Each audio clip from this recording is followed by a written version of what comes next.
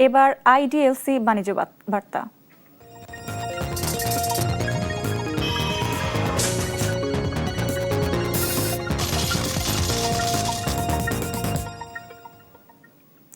আবারও লিটারে 18 টাকা 85 পয়সা বাড়ানো হয়েছে ফার্নেস অয়েলের দাম।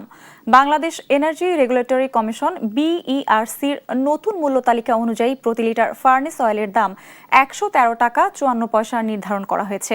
সোমবার এক বিজ্ঞপ্তিতে তথ্য জানিয়েছে বিইআরসি। বিজ্ঞপ্তিতে বলা হয়, নতুন এই মূল্য সোমবার রাত 12টা থেকে কার্যকর হবে এবং পরবর্তী আদেশ না দেওয়া পর্যন্ত বহাল থাকবে।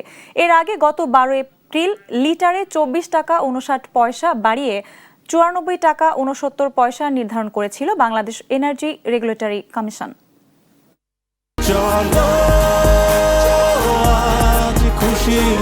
40 বছর ধরে অসংখ্য খুশির মিছিলে ছিল আইডিএলসি, থাকবে আগামীতেও।